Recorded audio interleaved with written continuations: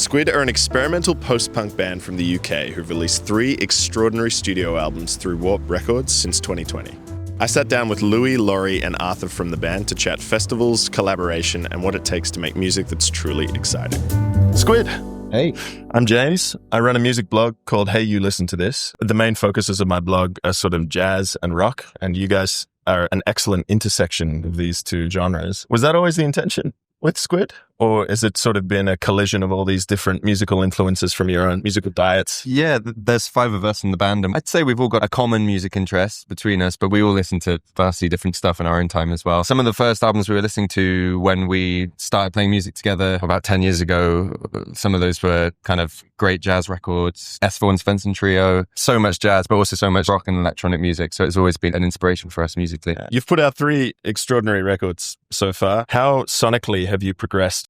Widening the musical palette of all 5 of us, always searching for that common thread. Albums-wise, at least, I think has got ever so slightly less full as we've gone on. The first album was classed as post-punk, and I think it's widened and got more melodic. We've always just changed things up and not necessarily followed traditional structures. We've had all sorts join us in the recording phase, including like a quartet and flugel and various percussionists. It makes for a really exciting sound. As someone who's never seen you guys before, I'm curious as to how that translates in a live setting. I'd say that a good analogy for our music is like one of those Escher staircases, trying to go somewhere, never quite gets there. Not in a bad way, but we're just all leading each other in different directions, but very much a team whilst doing it. There's lots of space for improvisation and jams, and the songs rarely reach their climax when you think it should. It's a joy, really, because when you make a set, it means you can do so many different things with it. I hope people come away tonight thinking, wow, like there's different aspects of it. We try to bring it all into the set so people have a party as well as a head scratch. You've put out 3 records so far, and it's all been in congruence with this revival of post-punk. I'm curious as to what, from your perspective, sets Squid apart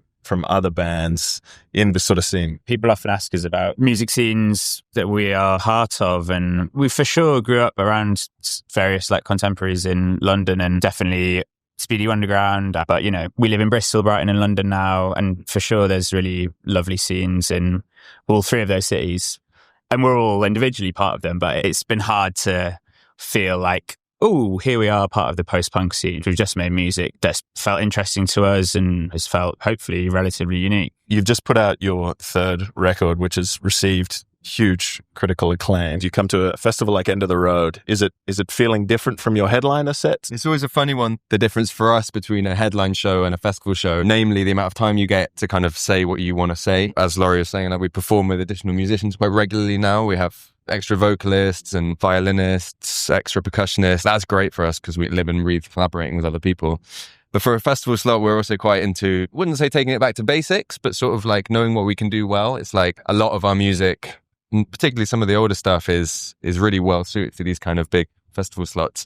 But I think we're never kind of satisfied with that either. We kind of want to bring in what pushes us and challenges us. And the real kind of achievement of doing that well, I think, is when, like Arthur said, if it's head scratchy in places or it's like this kind of build up that doesn't necessarily go where you think it's going to go, it's a way to kind of like have this sort of slight game with the audience as to what you can sort of get away with whilst not leaving too many people being like, well, what the fuck did I just see? I think I could speak for almost everybody at this festival in saying that they're prepared to think outside the box and see bands that perhaps demand a little bit more from their audience. Yeah. You'd say Squid falls into that category? Yeah, and End of the Road's always been a great festival for that. You know, like when I first started coming here as a teenager, it was like namely folk music, world music from all over the place. And slowly, I think as the UK established itself as a bit of a hotspot for these kind of young, new post-punk bands, the billing sort of changed accordingly.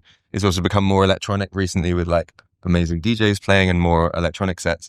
So I think everyone that's coming to this festival, a lot of them come back and kind of they're prepared to be pushed and challenged a bit. I think that's what makes us excited to play festivals like this. Totally. Yeah. I would say that we don't seek to challenge our audience, although that might happen sometimes. I think we more want to push ourselves, and that's really where the challenge is for us. I've long been fascinated by you guys for not only your music, but the label that you're signed to. Warp, historically quite avant-garde electronic music. What do you think attracted Warp to you guys? Don't know, yeah. The up-and-coming breakthrough band that was going to make them millions. I reckon. No doubt that's been the case. Yeah. Money is now no object. I can see the conditions are pretty lush. Yeah, oh gosh, yeah. Yeah. It's been an earner. I think Warp's always been a great label because it's primarily had DJs and electronic billings, but it's always been within those genres, musicians that kind of, they fuse different styles. There's no two Aphex Twin records that sound the same, for example. And the same for us, like we're always kind of just aware of like not saying the same thing twice, which is an easy thing, I think, for a lot of musicians to fall into. You can become a one-trick pony, and some people are into that. But I think people that really love music that is exciting, they sort of appreciate people that are willing to explore. And they've been great at nurturing us and letting us kind of do and say what we want to say. Earlier on, you said with your live sets, particularly at festivals, you've got a limited time to say the message that you want to say as a band. Could you describe that message? There's often no conscious intention. There is intention, but there's no vocalizing of that. So we're not like, we're here to do this, X, Y, and Z. I think allowing an audience to feel like they've been on a journey which is hopefully felt quite open, allowing people to be like, oh, here's some band being quite creative. Maybe that will inspire me to feel creative in some very subconscious way. Something I ask all of the folks that I interview is, if you could play me any record, what would you play me? I do The Piano by Herbie Hancock. I do Jackson C. Frank's self-titled. Dots and Loops Stereolab after the Gold Rush Neil Young. Explorations Bill Evans. Why that Bill Evans out? I think it's harmonically the most interesting of his work. I think with like Scott LaFaro on bass is particularly incredible. All of his music is tender, but there's such a touch and kind of like mournfulness to it, whilst really evoking the time that I've never lived in, but what I'd like to imagine it was like to be there, you know. Someone asked me my 3 top